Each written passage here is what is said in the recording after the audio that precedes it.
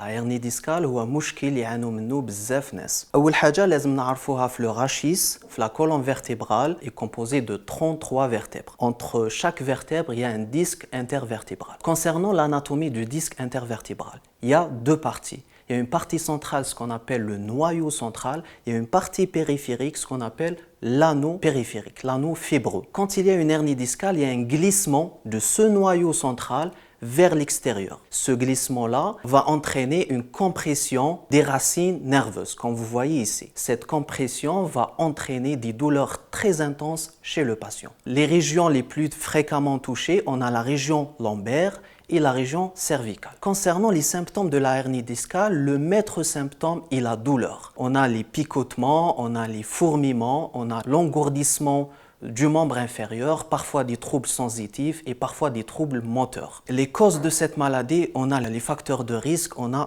l'âge.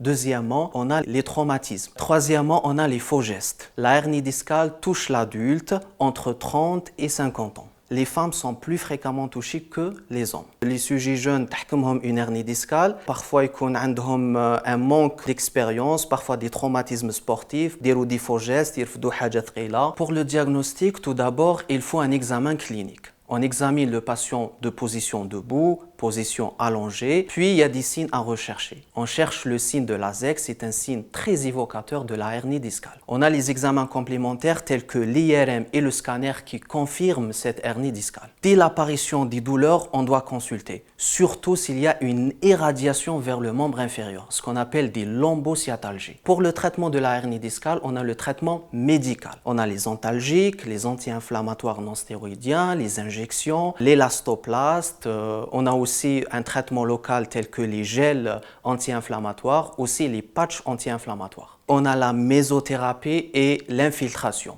Quand il y a un échec du traitement médical, quand il y a la persistance d'une douleur intense plus de 6 semaines, on peut préconiser la chirurgie chez le patient. La lésion de disque intervertébral, c'est une lésion très difficile à cicatriser. Donc, il y aura souvent des hernies à répétition. La rééducation fonctionnelle est très importante pour les malades qui souffrent d'une hernie discale afin de renforcer les muscles paravertébraux. Tout d'abord, il faut une hygiène de vie. Hygiène de vie, 1, c'est contrôler le poids. Quand il y a l'obésité, le surpoids, لازم نقصوا le poids, لازم نرجعوا le poids idéal نتاعنا. Deuxièmement, on doit renforcer les muscles paravertébraux. Le meilleur exercice, c'est le gainage. Aussi, la natation, c'est le meilleur sport pour le dos. On préconise chez le patient un repos relatif, c'est-à-dire la marche est autorisée. تساعد بزاف لا سينتور باش تنقص لي دولور، تانيك تعاون باش المريض يشفى بسرعة.